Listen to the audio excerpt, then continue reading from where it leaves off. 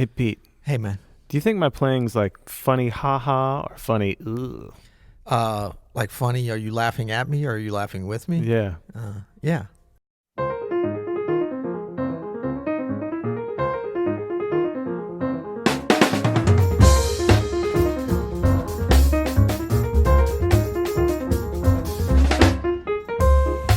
I'm Adam Maness, And I'm Peter Martin. and you're listening to the You'll Hear It podcast. Daily jazz advice and occasional humor coming at you. Occasional, very occasional. Well, remember that was in our original moniker, Yeah. the original slogan for the jazz podcast, the You'll Hear It podcast, was occasional humor. We didn't want to oversell it, but we wanted to be honest.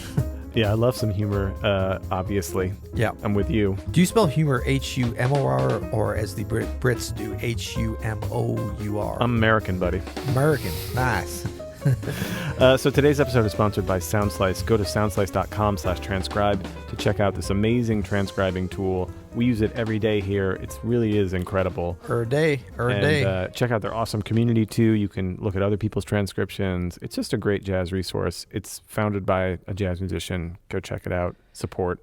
Yeah. So if you, I'm just looking at, I always like to check in. If you go to soundslice.com/community, you'll see, featured slices, they call them, which are little tidbits, or they could even be longer. There's like a Wilton Felder solo. You know him? That good young guitarist.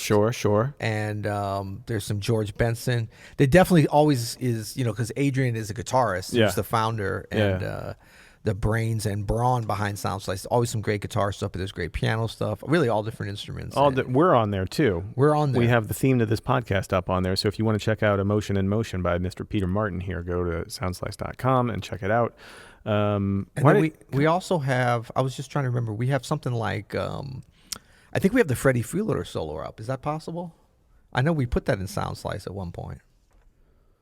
You're not helping me out on this one, buddy. I think it is up there. I'm trying to remember if it's on Open Studio. It's definitely on our blog. You can go to you'llhearit.com to see, but I'm trying to remember if it's on Soundslice. I think it is on Soundslice. Oh, yeah. If it's not, it will be. Right. Oh, this was when I was really excited. Somebody named Sean Nuff put up the bass line that Ron Carter plays on not a rare record, but not a record that people know Ron is on, Wynton Marsalis's 1981 debut on Columbia Records. And it's like a rhythm change. It's called Hesitation. Right, with Herbie and Tony. And Tony. Yeah. And I actually transcribed that Ron Carter solo many moons ago, but it's kind of cool. They put that on there and it's like synced up with the audio and stuff. So I'm sorry, man. I'm a little distracted. I gotta admit. There's bourbon on the table. Yeah, this is our newest sponsor, Old Forester. It is not a sponsor. It's not a sponsor. Sorry.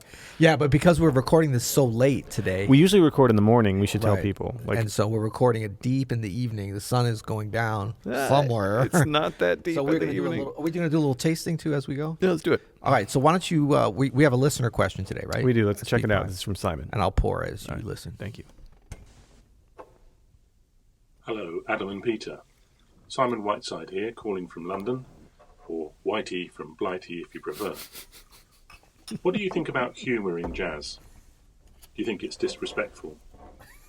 Or is there a place for joy, lightheartedness and fun in jazz? No. I'm often amused by quotes in Dexter Gordon's solos, for example, and early jazz is often quite light and bubbly. Be interested to know your opinion. Love the podcast, watch it daily. Great jazz advice. Thanks for doing it. Bye-bye now. Simon, you're the best, man. Yeah, man. Thank you, Whitey from Blighty. That's amazing. Yeah. First of all, we're going to send one out for Old Forester here. Yeah. But I'm a little bit offended, though, that Simon didn't, Whitey from Blighty didn't realize that. I thought we were doing humor every day in between the jazz. You said he didn't mention us? The advice. Well, he was just kind of like, is humor okay in jazz? So he hasn't noticed the humor we've been doing? I mean, all the time, right? Okay.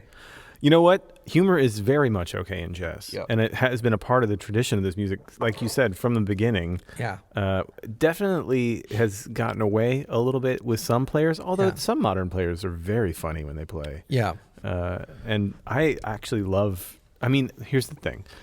When you're playing jazz, right, especially live, and you're interacting with the other musicians on stage, for me, like, I'm friends with some funny people, right? So, like, Montez cracks me up Yeah. on purpose, on stage, musically and off the music. You know what I'm saying? Yeah. So it usually happens. I've seen you and Hutch do hilarious things together. Right. And it sound great and are appropriate for what's going on, but it's Yeah. part of the personality of the musicians who are bringing the music to the stage. Yeah, I absolutely. I think that, there absolutely is a place.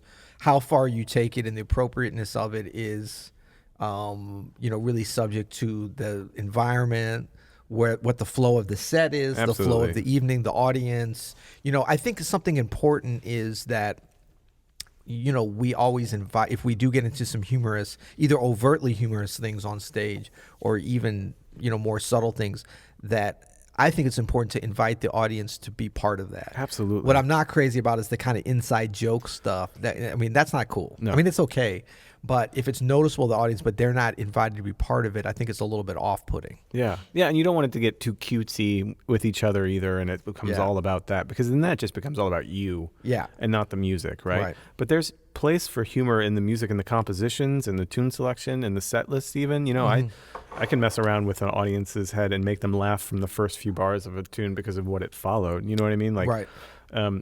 That kind of thing, I think, is more than appropriate. It's part of art. It's part of doing what we're doing. Yeah, and I love talking on the mic and making jokes or whatever, and then moving right into some very serious musical explorations. And I think that can be appropriate. It's just kind of how you set it up.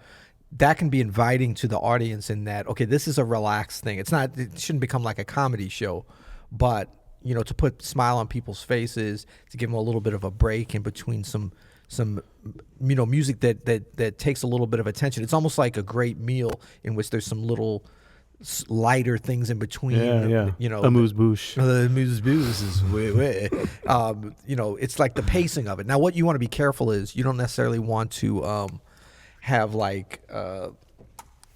do like this really hilarious comedy routine and then go straight into Alabama by John Coltrane, which is about a very serious subject or whatever. It has to be appropriately laid out. But I think that I love doing that because you're good at it, man. You're funny. Oh, thanks. Yeah. Like funny, haha, or funny, you're laughing at me. We'll talk about it later. But there's such a great tradition. This kind of got lost. I almost brought it back a few years ago.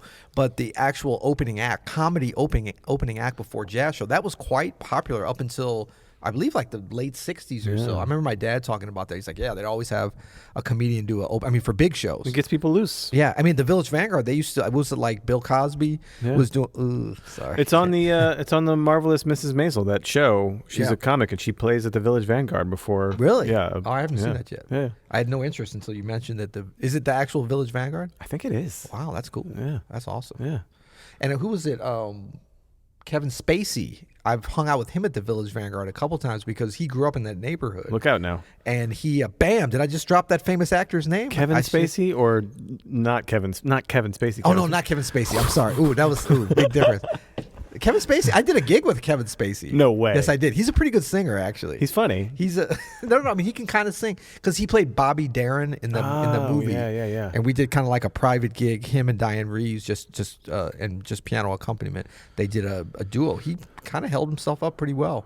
Okay. He wanted to do like 4 rehearsals because he was super nervous. Sure. But no, not Kevin Spacey. Who's the guy from who was Robert California on The Office? Oh yeah. What's that guy? Why would I be confusing him with? Oh man, this is horrible. James Spader. James Spader. Why would I confuse him with Kevin Spacey? It's the Spay. Okay, it's the Spay. Yeah. James Spader grew up in that neighborhood right by the Vanguard and went there a bunch as a teenager and still goes. He loves jazz. He loves going there. And he talks about the comedians that used to. And speaking of actors, jazz musicians that are quite funny, Jeff Goldblum. Okay. Yep. And maybe not. I thought, well, we enjoy laughing at him. I don't know. Is that the same? No. Think about how many funny jazz musicians you know, though, right? Yeah. There's a ton of funny guys. That's true. And throughout, you hear these stories, and think about too some compositions in the pantheon of jazz, right? Like I'm thinking of some moments in Mingus compositions, who can get very serious in his compositions, but had moments of humor. Of course, Monk has moments of humor. Clark Terry, Dexter Gordon, as Whitey from Blighty referenced. It's part of it. Yeah, absolutely, it's part of it. So, answer yes. Yeah, is humor allowed in jazz? I'm so glad that we're this funny. Apparently humor is not allowed on this podcast, though. No. Yeah, thanks, Simon. Great question, and hope that helps answer. I mean, you be you, Simon. You sound funny. Yeah. Oh, man. Total dry wit. I love it, man. Put that in your playing. It's awesome. Yep. And then, so we still have our deal going on for Open Studio for our nice You'll Hear It listeners. That's right. Just for the rest of this week, though. BOGO. We've been told from the higher-ups back there that this will not go beyond Sunday because it is a very good deal. But we're excited to have it, and it is Jazz Piano for Beginners. Yes. It's lifetime access to both Jazz Piano for Beginners and Elements of Jazz Piano. Yes, our beginner and our intermediate jazz piano course. Right, and they kind of work together in that they flow from one to the other. They both include online downloadable full workbooks, like several hundred pages of workbook. Beautiful workbooks, yeah. Practice routines. Full sound slice transcriptions. Yep. Online access, of course, downloads of audio files so you can listen on the go, and lifetime access, which is cool. So we want you to go through these courses in a matter of months, but you can take a lifetime, no problem. No, absolutely. Take your time. That's the beauty about the courses. So you can buy Jazz Piano for Beginners for $129, enter BOGO, B-O-G-O, and you get Elements of Jazz Piano absolutely free. That's right. Yeah. And that's like a $300 and something dollar. It is. Total value. So it's a nice little deal. So we are happy to extend it to our You'll Hear It listeners. Yeah, that's right. Thanks again to SoundSlice. Go to check out soundslice.com/transcribe. Yeah. And you can check out their awesome transcription tool. We use it every day. Thanks, Adrian, for hooking up the podcast here with the sponsorship. And today we have an ultimate joke at the end of today's episode, which we're almost at. Damn it. Because we're talking about humor and jazz. Okay. You want me to tell it, or you want to tell dangerous. it? Go ahead. Go for it. Yeah. Okay. So the vocalist tells the pianist, I want to do the pianist tells the vocalist. Oh, this is good already. Have another sip. It gets better. The more you drink, the better my jokes are. So the pianist tells the vocalist, I've got a great idea for a new arrangement on Misty. And the vocalist, he says back to the pianist, oh, really? Let's hear it.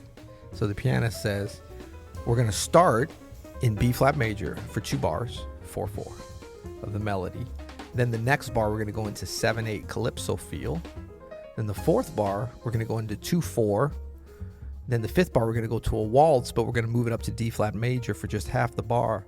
The vocalist says, hold on a second. There's no way I can keep up with this. This is too confusing. I could never sing that. And the pianist says, really? That's the way you did it last night? Oh! You'll hear it.